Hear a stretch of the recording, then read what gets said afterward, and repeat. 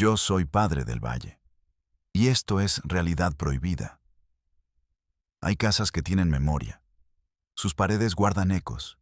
Sus pisos crujen con el peso de secretos inconfesables. En Campeche, donde el sol es un castigo y el aire espeso se pega a la piel, hay una de esas casas. Una casa en una calle sin importancia. Una casa que se tragó a una familia entera. La familia Solís. Nadie pregunta por ellos. Nadie se acuerda. El olvido es una capa de polvo que todo lo cubre. Pero hoy vamos a soplar ese polvo. Vamos a abrir una puerta que lleva cerrada demasiado tiempo. Te pido que no apartes la mirada, que no bajes el volumen. Suscríbete. Únete a esta comunidad. No para aumentar un número, sino para ser la memoria de los que ya no tienen voz. Para que el silencio no gane esta batalla. Porque lo que estás a punto de escuchar no es una leyenda. Es la crónica de un infierno a puerta cerrada. La casa de los Solís era una anomalía. En una calle donde las puertas se abrían para barrer la banqueta y los vecinos se daban los buenos días, el portón de los Solís estaba siempre cerrado. Un portón de hierro negro, oxidado en los bordes. La pintura de la fachada, un color indefinido entre el amarillo y el gris, se caía a pedazos. Las ventanas del segundo piso estaban cubiertas con papel periódico desde adentro. Luis Solís, el padre. Un hombre que caminaba con la cabeza gacha, como si el peso del cielo descansara sobre sus hombros. Era alto, pero encorvado, delgado. Su rostro era un mapa de arrugas prematuras. Los pocos que lo trataron decían que su voz era monótona, sin inflexiones, como el zumbido de un insecto. Luisa, la madre, una década más joven que él, pero parecía su hermana mayor, se movía con una lentitud exasperante. Cuando iba al mercado, una vez por semana, no levantaba la vista del suelo.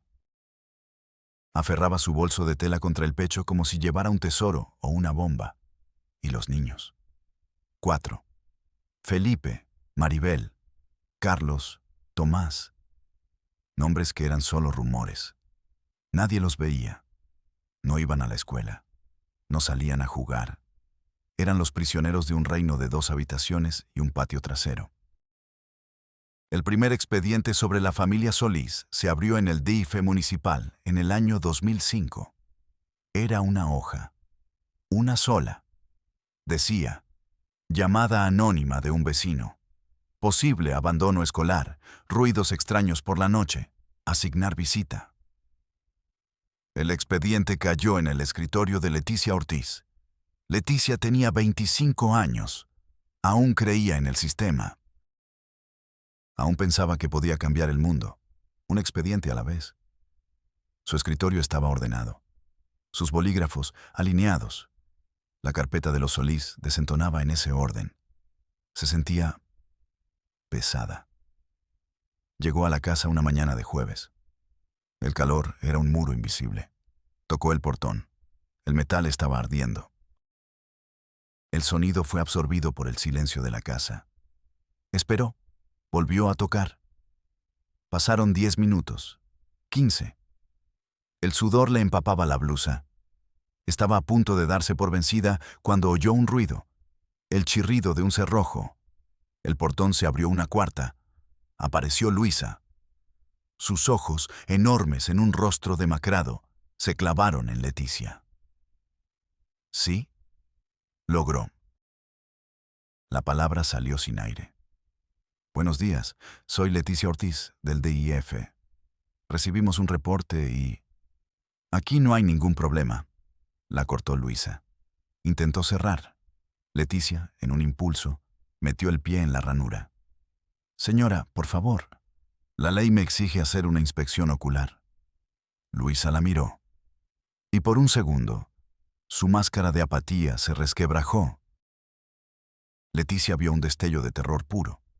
Un animal acorralado. Sin decir una palabra, Luisa abrió el portón. Leticia entró, y el mundo exterior desapareció. El aire adentro era viciado. Olía a polvo viejo, a comida guardada, a ropa húmeda, y a algo más, algo agrio, penetrante, el olor del miedo. La casa estaba en penumbra. Las cortinas gruesas bloqueaban casi toda la luz. En la sala, sobre un sofá de tela floreada y desgarrada, estaban sentados 3 niños, perfectamente alineados, manos sobre las rodillas, espalda recta. No se movieron cuando ella entró. No la miraron. Sus miradas estaban fijas en un punto invisible en la pared de enfrente. Leticia se acercó despacio, como quien se acerca a un animal herido. Se arrodilló para estar a su altura.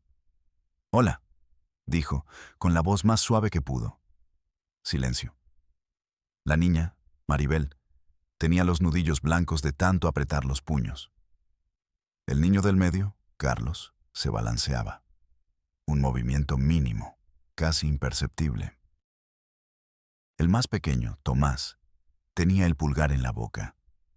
Lo chupaba con una fuerza desesperada. Leticia sintió un frío que no tenía nada que ver con la temperatura. Un frío que nacía en la boca del estómago y le subía por la espoina dorsal. «Son muy callados», dijo Luisa a su espalda. La voz la sobresaltó. En ese momento, Luis apareció en lo alto de la escalera. No bajó. Se quedó allí, observando desde arriba. Su presencia llenó la habitación. Chupó todo el aire. «¿Se le ofrece algo?», Zrenia preguntó. Su voz no era hostil, era peor, era indiferente, como si Leticia fuera un insecto. «Soy trabajadora social. Vengo a... Aquí no necesitamos asistencia. Nosotros nos encargamos de nuestra familia». Leticia se puso de pie. Su corazón latía con fuerza. «Señor Solís, hay un reporte sobre la escolarización de los niños». Luis sonrió. Fue la sonrisa más vacía que Leticia había visto jamás. Los niños aprenden en casa. El mundo de afuera es una mala influencia, lleno de vicios y peligros. «Pero tienen derecho a... Tienen derecho a la protección de su padre», la interrumpió él. «Y es lo que yo les doy. Ahora, si ya terminó su inspección, puede retirarse». No era una sugerencia. Leticia miró a los niños una última vez. Sus ojos suplicaban algo, pero sus bocas permanecían selladas. Salió de la casa. El portón se cerró tras ella con un sonido definitivo. Se quedó parada en la acera, parpadeando bajo el sol. Le temblaban las manos.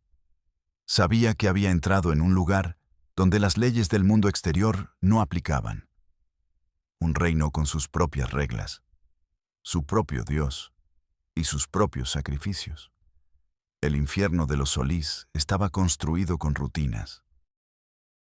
Rituales inquebrantables que marcaban el paso de los días, el despertar, la comida, las lecciones, el castigo, la ceremonia. Todo estaba codificado. Las lecciones eran el pilar del adoctrinamiento de Luis. Se sentaba en su sillón raído, que él llamaba la cátedra. Los niños, en el suelo. Durante horas, les hablaba de la podredumbre del mundo. Les contaba historias de niños que se habían ido de sus casas y habían terminado en la calle, enfermos, solos, muertos. Inventaba noticias.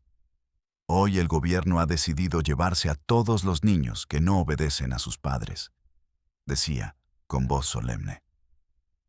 Los niños escuchaban paralizados. Les hacía preguntas. ¿Dónde están a salvo? «Aquí», respondían a coro, con voces de autómata. «¿Quién los ama más que nadie?» «Tú», susurraban. «¿Cuál es el peor pecado?» «La desobediencia». Cualquier error, cualquier titubeo, era castigado. El castigo más común era la pared. De pie, de cara a una pared desconchada del pasillo. Sin moverse, sin hablar. a veces durante 1 hora, a veces durante 5. El cuerpo se entumecía, las piernas dolían, la mente se vaciaba. Maribel se concentraba en una grieta de la pared. Seguía su recorrido con los ojos. Imaginaba que era un río, un camino que la llevaba lejos de allí. Pero el camino siempre terminaba en un callejón sin salida. El hambre era otra herramienta de control. La comida era escasa, monótona. Pero si alguien rompía una regla, se le negaba incluso eso.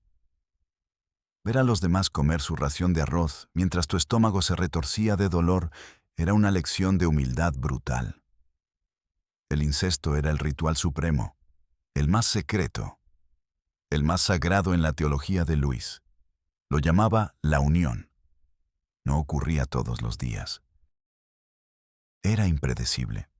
Eso lo hacía peor. La anticipación era una forma de tortura. Luis elegía a uno. Lo llamaba a su cuarto por la noche. La habitación olía a él, a tabaco rancio y a sudor. Hacía que el niño o la niña se arrodillara y comenzaba el sermón. «Somos uno solo», susurraba. «Un solo cuerpo, una sola alma. Lo que es mío es tuyo. Lo que es tuyo es mío». Sus manos, frías y secas, comenzaban el recorrido.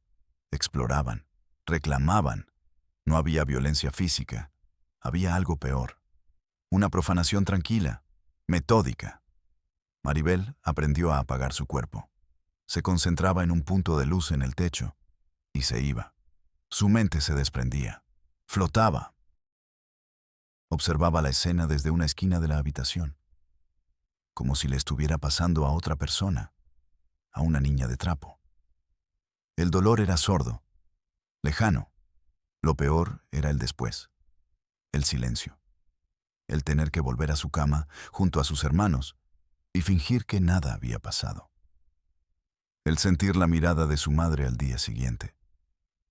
Una mirada que no veía, que se negaba a ver.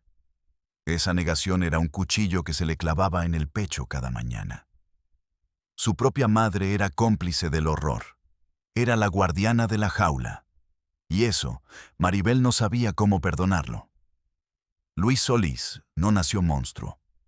Fue fabricado, pieza por pieza, en el taller de una infancia sin amor. Su padre, el militar, le enseñó que el mundo se dividía en dos: los que dan órdenes y los que obedecen. Cualquier muestra de emoción era una debilidad inaceptable. Un día, cuando Luis tenía 8 años, lloró porque su perro fue atropellado. Su padre lo encerró en el cobertizo durante toda la noche.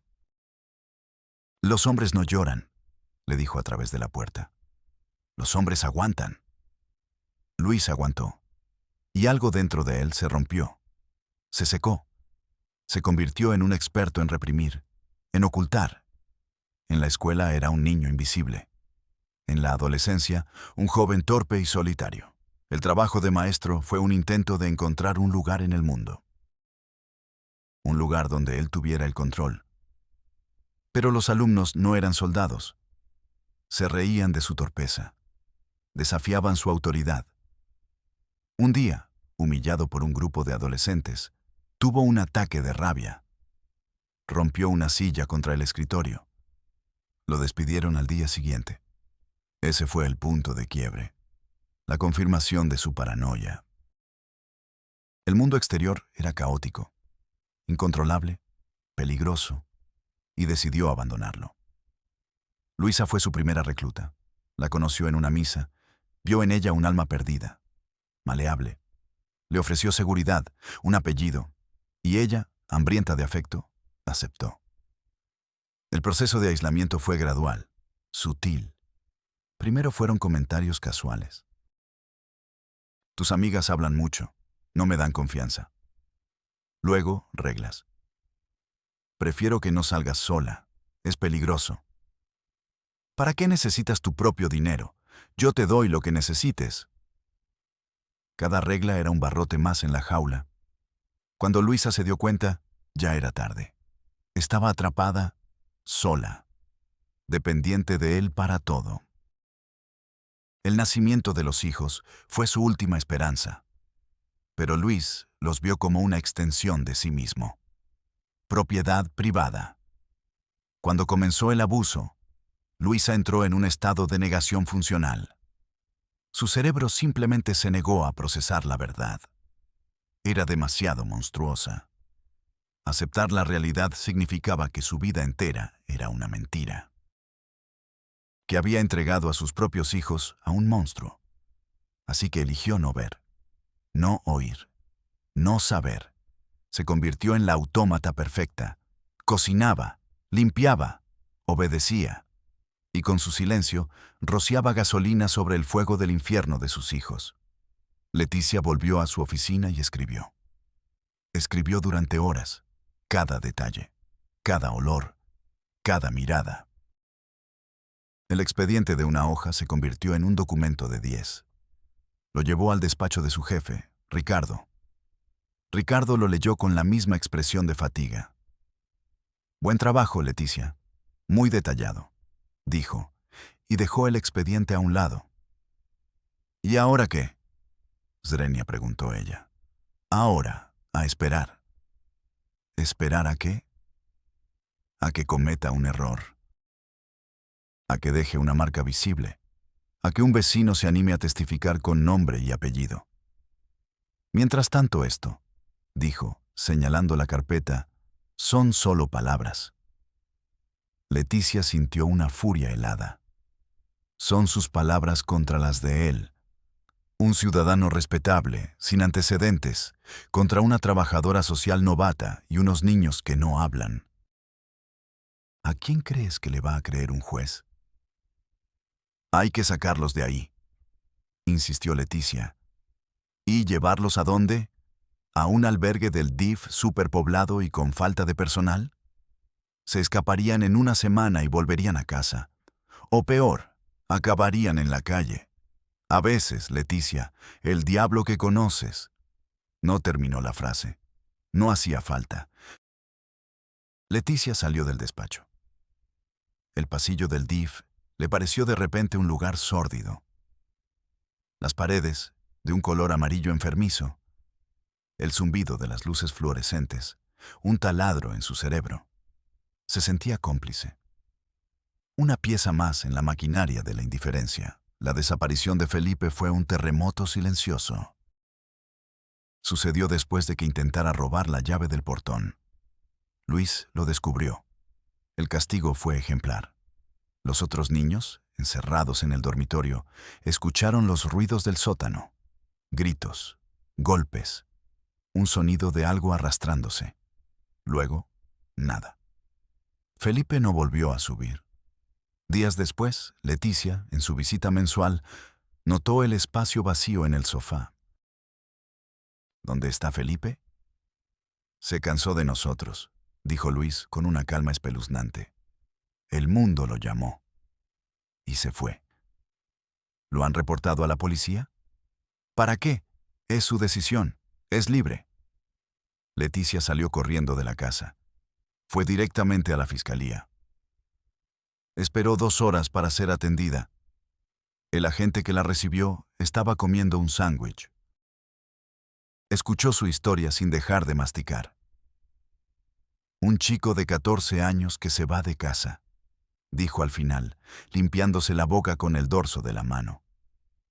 Pasa todos los días. Tengo una pila de casos así de alta. Pero los padres no están preocupados, están mintiendo. Eso es su impresión, licenciada, no un hecho. A menos que usted tenga pruebas de que le hicieron algo, no puedo hacer nada. ¿Y si lo mataron? El agente suspiró, irritado. Mire, esto es ahora un caso de persona desaparecida. Eso le corresponde a otra dependencia. Llene el formato 2B en la ventanilla 3. Ellos se encargarán. Leticia sintió que el suelo se abría bajo sus pies. La mandaban de un lado a otro. Un juego macabro para desgastarla, para que se rindiera. Llenó el formato. Una hoja de papel carbón con preguntas absurdas. Color de ojos, estatura, señas particulares. Entregó el papel a una mujer detrás de un cristal. La mujer lo selló sin mirarla y lo arrojó a una caja de cartón llena de otros papeles iguales. La tumba de los desaparecidos. El expediente de Felipe era ahora un fantasma de tinta en un archivo olvidado. El sistema no había fallado. Había funcionado a la perfección. Había logrado su objetivo. Que el problema desapareciera, al menos en el papel. El final de la casa Solís fue tan silencioso como su vida. No hubo una redada. No hubo un rescate heroico. Una mañana de 2011, la casa amaneció vacía. Un vecino notó el portón entreabierto. Algo inaudito. Llamó a la policía, más por curiosidad que por preocupación. 2 agentes jóvenes llegaron. Entraron con cautela. La casa estaba despojada. No había muebles, no había ropa, solo basura acumulada en los rincones. Y el olor. El olor seguía allí, impregnado en las paredes. En el sótano encontraron los dibujos, cientos de ellos, figuras esqueléticas con los ojos vacíos, barcos hundiéndose en un mar de garabatos, soles negros. En una pared, escrita con un trozo de carbón, una frase. El mundo termina aquí. Los agentes se miraron. Sintieron un escalofrío. Esto es de locos, dijo uno. Bueno, no hay cuerpos, no hay delito que perseguir, dijo el otro. Vámonos. El informe final fue breve. Propiedad abandonada. Se desconoce el paradero de los ocupantes. Se cierra el caso por falta de elementos. Se esfumaron. Luis, Luisa, Maribel, Carlos, Tomás, como si una ráfaga de viento se los hubiera llevado. Nadie investigó más. A nadie le importó. La ciudad siguió su curso. El sol siguió saliendo. Y la casa de la esquina se convirtió en una leyenda urbana. Un lugar que los niños señalaban con miedo. Leticia Ortiz se jubiló hace unos años. Vive en una pequeña casa con un jardín lleno de flores. Pero a veces, por la noche, se despierta sobresaltada, soñando con los ojos vacíos de Maribel, con el balanceo de Carlos, con el pulgar de Tomás. Se pregunta qué fue de ellos, si lograron escapar, si encontraron una vida, o si simplemente cambiaron una jaula por otra más grande. Esta historia no ofrece respuestas, solo preguntas que nos carcomen, nos obliga a mirar a nuestras propias comunidades, a nuestros propios silencios. ¿Cuántas puertas cerradas ignoramos cada día? ¿Cuántas veces hemos oído un grito y hemos decidido que no era asunto nuestro? La historia de los Solís no es la historia de un monstruo. Es la historia de un sistema que prefiere la comodidad del olvido a la incomodidad de la verdad. Es el espejo de nuestra propia indiferencia. Y la imagen que nos devuelve es aterradora. Soy Padre del Valle. Y nos vemos en la próxima Realidad México.